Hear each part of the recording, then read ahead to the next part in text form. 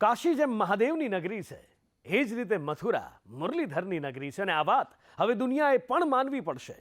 કાશીમાં જ્ઞાનવ્યાપી મસ્જિદમાં તો સર્વેને પહેલેથી જ મંજૂરી મળેલી છે અને હવે મથુરામાં પણ મસ્જિદમાં સર્વે કરવાની મંજૂરી મળી ગઈ છે. નમસ્કાર, આપ જોઈ રહ્યા છો સંદેશ ન્યૂઝ, તમારી સાથે સત્યની સાથે, સંદેશ વિશેષ સાથે હું છું નુપુર. શાહી ઈદગાહ મસ્જિદ કેસમાં હિન્દુ પક્ષની અરજી અલ્હાબાદ હાઈકોર્ટે ગ્રાહ્ય રાખી છે અને મોટો ચુકાદો સંભળાવ્યો છે અને પક્ષકારોને મોટી રાહત આપી છે. એવામાં એક તરફ અયોધ્યામાં ભવ્ય રામ મંદિરનું નિર્માણ અને બીજી તરફ કાશીમાં જ્ઞાનવાપી મસ્જિદનો તો મથુરામાં શાહી ઈદગાહ મસ્જિદ સંકુલનો સર્વે સનાતન ધર્મમાં માનનારા માટે આ એક મોટી ઉપલબ્ધિ છે, એમાં કોઈ બેમત નથી. અયોધ્યામાં રામલલ્લા બિરાજશે. કાશીમાં તૈયાર થયું કાશી વિશ્વનાથ કોરિડોર. હવે મથુરામાં થશે સર્વે. અયોધ્યા રામની તો મથુરા નગરી શ્યામની. મથુરામાં શાહી ઈદગાહ મસ્જિદ કેસમાં હિન્દુ પક્ષની અરજી પર અલ્હાબાદ હાઈકોર્ટે સુનાવણી કરી છે. હિન્દુ પક્ષની અરજી પર હાઈકોર્ટે મોટો નિર્ણય સંભળાવ્યો છે. હાઈકોર્ટે શાહી ઈદગાહ સંકુલનો સર્વે કરાવવા માટે મંજૂરી આપી છે. સર્વે માટે એડવોકેટ કમિશનરની નિમણૂક કરવામાં આવશે.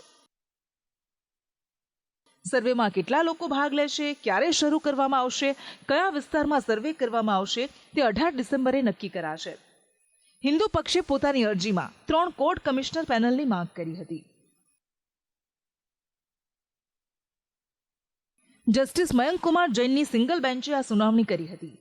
જ્ઞાનવાપી મસ્જિદની જેમ મથુરામાં ઈદગાહ મસ્જિદના પરિસરમાં એડવોકેટ કમિશનરના માધ્યમથી સર્વે કરાવવામાં આવે તેવા આદેશ કોર્ટે આપ્યા છે. Today, the Honorable Allahabad High Court has allowed our application where we had demanded for a survey by Advocate Commissioner, and the Honorable High Court has rejected the arguments of Shahi Eidgah Masjid, where they have said that 7/11 application should be decided first and Advocate Commission should not be decided. That argument has been rejected. The court has in principle agreed with our demand that Advocate Commissioner must be issued. Who will be the Advocate Commissioner, whether it will be a 3-member panel, what will be the timing of Advocate Commissioner, what will be the modalities, all these things will be decided on 18 December. Shri Krishna જન્મભૂમિ મથુરાના નેજા હેઠળ હિન્દુ પક્ષકારોએ મસ્જિદ સંકુલમાં સર્વેની કામગીરી થાય તે માટે અરજી કરી હતી. સર્વેની મંજૂરી મળતા શ્રી કૃષ્ણ જન્મભૂમિના સેક્રેટરી તરફથી ખુશી વ્યક્ત કરવામાં આવી.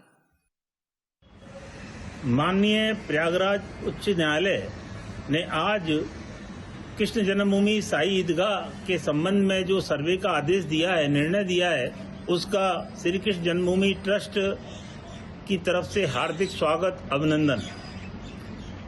सर्वे की प्रक्रिया से सत्य को उजागर करने में निश्चित रूप से मदद मिलेगी. इस आदेश का सभी पक्षों को हृदय से स्वागत करना चाहिए, क्योंकि जब किसी चीज की सत्यता का ज्ञान सभी पक्षों को होगा तभी उसके निर्णय तक पहुंचने में सुविधा रहेगी. हमारा पूर्ण विश्वास है कि माननीय उच्च न्यायालय का यह निर्णय सत्य को उद्घाटित करने के लिए मील का पत्थर साबित होगा और भविष्य की एक दिशा निर्धारित करेगा.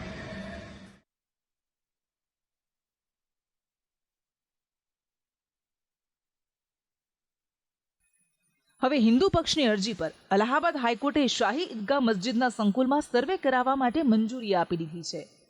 આર્કિયોલોજી સર્વે ઓફ ઇન્ડિયા એટલે કે એએસઆઈની ટીમ સર્વે કામગીરી કરશે. અગાઉ વારાણસીમાં જ્ઞાનવાપી સંકુલમાં એડવોકેટ કમિશનરની દેખરેખ હેઠળ સર્વે કરવામાં આવ્યો હતો. શાહી ઈદગાહ સંકુલમાં પણ વિડીયોગ્રાફી અને ફોટોગ્રાફી કરવામાં આવે તેવી માંગ હિન્દુ પક્ષ તરફથી કરવામાં આવી છે. હવે આ સર્વેમાં તે તથ્યોની તપાસ કરશે જેમાં હિન્દુ પક્ષે દાવો કર્યો છે કે મસ્જિદમાં ઘણા હિન્દુ પ્રતીકો છે અને મસ્જિદ બનાવવા માટે અહીં મંદિર તોડી પાડવામાં આવ્યું હતું. હિન્દુ પક્ષના દાવા મુજબ વર્ષ 1669માં ઔરંગઝેબે હિન્દુ મંદિરને તોડી પાડવાના આદેશ આપ્યા હતા.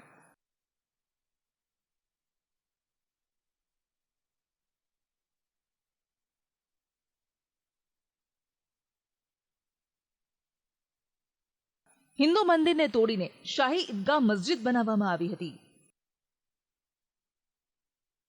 જ્ઞાનવાપીના સર્વેમાં જે હકીકત સામે આવી છે તેવી હકીકત આ સર્વેમાં બહાર આવશે તેવો દાવો કરાયો છે. આ અરજીમાં એમ કહેવામાં આવ્યું છે કે અહીં કમળના આકારનો એક સ્તંભ છે અને શેષ નાગની પ્રતિકૃતિ છે.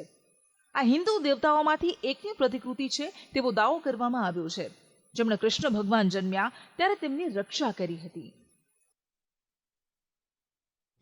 My demand was that in this Shahi Idgah Masjid there are a lot of signs and symbols of Hindu temple, and to know the actual factual position an advocate commissioner panel is required, and therefore the honorable court has accepted my application, allowed my application, and this order has been passed today. Big victory. Yes, it's a very big important landmark judgment by the honorable Allahabad High Court. મહત્વનું છે કે શ્રી કૃષ્ણ જન્મભૂમિ તરફથી 7 લોકોએ હાઈકોર્ટમાં અરજી દાખલ કરી હતી. વકીલ હરિશંકર જૈન, વિષ્ણુ શંકર જૈન, પ્રભાસ પાંડે, દેવકીનંદન તરફથી અરજી કરવામાં આવી હતી. મથુરામાં જે શાહી ઈદગાહ મસ્જિદ છે ત્યાં શ્રી કૃષ્ણ મંદિર છે તે દાવો કરવામાં આવ્યો છે. તે દાવાને હવે તપાસવામાં આવશે. હવે કોર્ટ કમિશનરની નિયુક્તિ કરવામાં આવી છે. તે બાદ હવે મસ્જિદમાં સર્વે થશે. હિન્દુ પક્ષે કરેલા દાવા મુજબ પુરાવા મેળવવામાં આવશે અને તે પુરાવાના આધારે દાવો કેટલો મજબૂત છે તે નક્કી કરવામાં આવશે. તેવામાં હવે અયોધ્યા, કાશી બાદ મથુરા આ ત્રણેય હિન્દુઓ માટે મોટી ખુશીનું કારણ બન્યા છે. સ્પેશિયલ રિપોર્ટ, સંદેશ ન્યૂઝ.